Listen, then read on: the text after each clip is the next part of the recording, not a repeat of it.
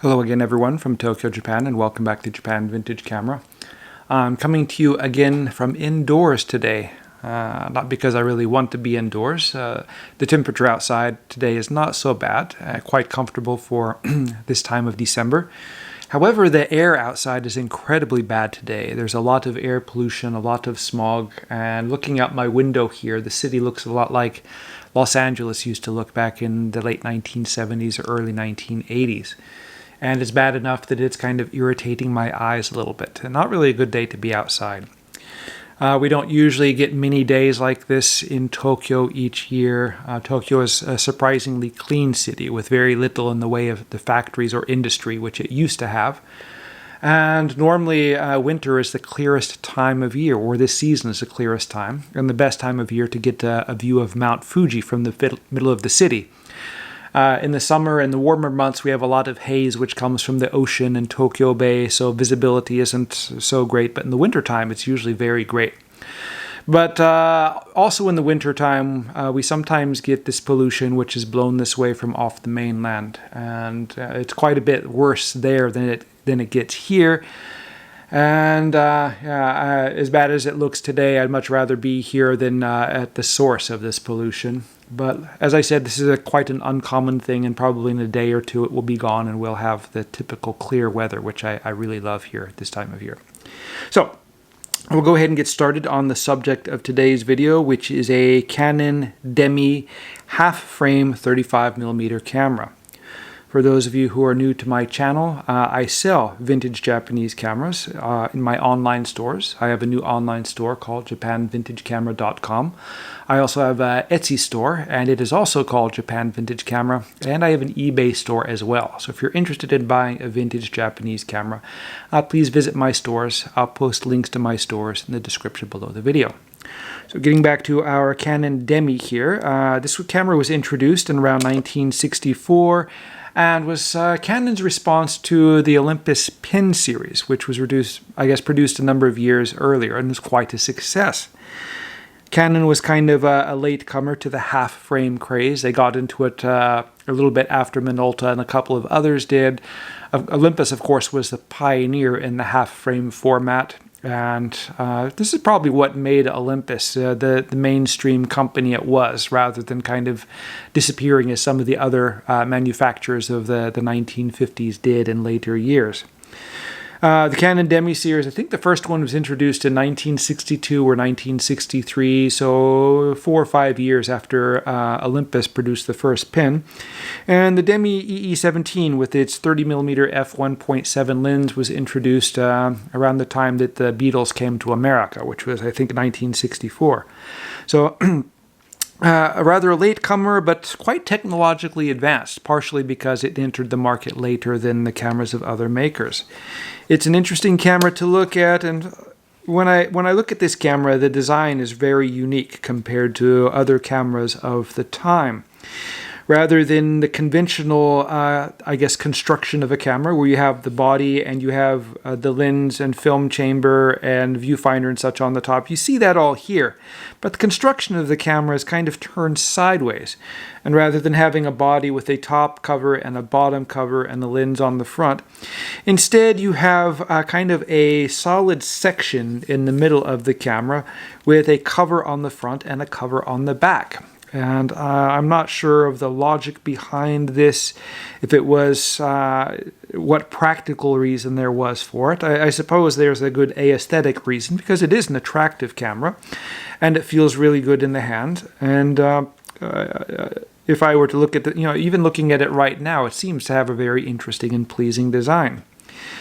But on the other hand, a camera like this is quite a bit more difficult to work on than, say, a Minolta or a Pen or another kind of half-frame camera. It's quite difficult to take one of these cameras apart to clean the viewfinder and such like that when it's quite a simple job in other cameras.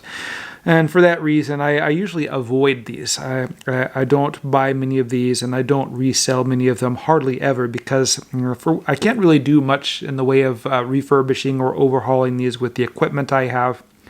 I have no trouble with conventional cameras, but the Demi EE17 is not a conventional camera. Anyway, let's go ahead and take a look at the features, the controls, and the functions of the Demi EE17 starting at the top. Here we have the film rewind knob with a convenient lever which pops out with a nice roller on the end, which makes it a little easier to rewind. We have a shoe for mounting a flash gun, and it's not a hot shoe, but there is a flash sync socket located here on the left side. Over here we have the shutter release button. We don't have any locking mechanism or anything like that. This accepts a standard cable release. And here we have kind of like a miniature version of the shutter winding lever which you find on the Canon 7 or Canon P rangefinder cameras, which were produced, some were still being produced when the Demi was being made. And then here you have the, film counter window in the front. On the back of the camera, we don't have much here.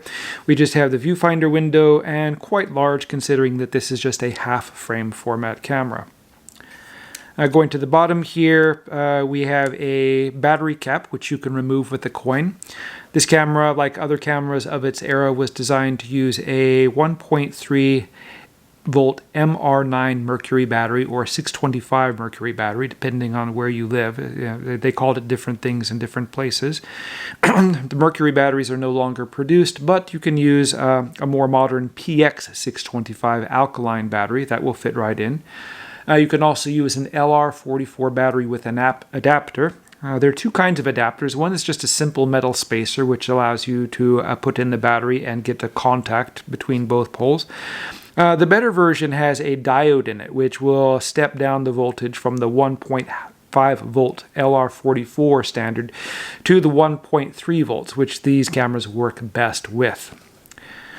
And of course, you can also use a wine cell. They are quite popular, and you can find them on Amazon and eBay and places like that.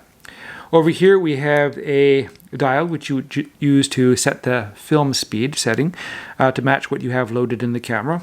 Here we have the button for unlocking the mechanism, the winding mechanism, so you can rewind the film. And here you have a standard 1/4-inch tripod socket. Now, the Demi does not have strap lugs on it, so you can't carry it on the strap the way you would another camera, but you can use an adapter on the tripod socket, and you can either use a wrist lanyard, which I think was an option available for these cameras, or if you want to use a strap, you can just use it the way that a lot of pros use with their SLR cameras, and just hang the camera upside down from the strap.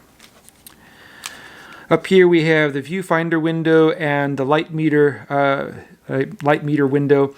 This is a CDS light meter, which means it's quite accurate, provided that you have the correct voltage battery. If you're running a 1.5 volt battery instead of a 1.3 volt battery, you're going to not have as much accuracy in the light meter as you otherwise would have. But on the positive side, this camera allows for full manual operation, so it's not really necessary to use the light meter. If you have one of these cameras that has a bad light meter or whatever, don't worry about it. If you can use a handheld light meter or a light meter app in your phone, you're good to go. Okay, we have a focusing tab located on the side of the lens over here, and as you focus and you look through the viewfinder, there's kind of a needle which moves back and forth and shows the focusing distance, and it's set for something like portrait and say family sitting in the middle, and then mountain, which would be for infinity. So it's quite easy to see what distance you are focused at. And when you look through the viewfinder, there's kind of a match needle meter reading on the right hand side, and if you shoot the camera in the auto mode, this will move depending on the shutter speed you have selected. There's a focusing scale on the back here, which is measured in both feet and meters. The green numbers are in feet and the black numbers are in meters. In front of that, we have the shutter speed ring, which has a range of speeds from 1/8 of a second to 1/500th of a second, including bulb. We have a little three-way switch here, which moves between a green dot and ×2 and then 0.4. I'm not sure exactly what this is. I have the manual for this camera, and according to the manual, it's some kind of exposure correction or compensation. But though it describes what it is in the manual, it doesn't mention anything about how to use it or what it's for. So if you're watching this video to try to learn what the secret is of this little lever, I'm kind of sorry to disappoint you about that. On the very front here, like other half-frame cameras, we have a dial for adjusting the aperture, and we have a range of f1.7 to f16 on this camera, and auto is of course at the other end.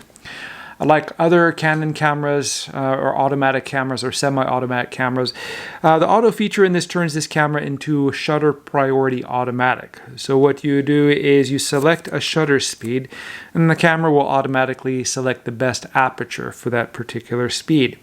There are overexposed and underexposed windows on the top and bottom of the meter to let you know if it's too bright or too dark for the to get a good exposure, and that you have to adjust your shutter speed up or down. It's quite a simple system, and a lot of people like this system because it prevents the camera from shooting at shutter speeds which are so slow that the photos get blurred.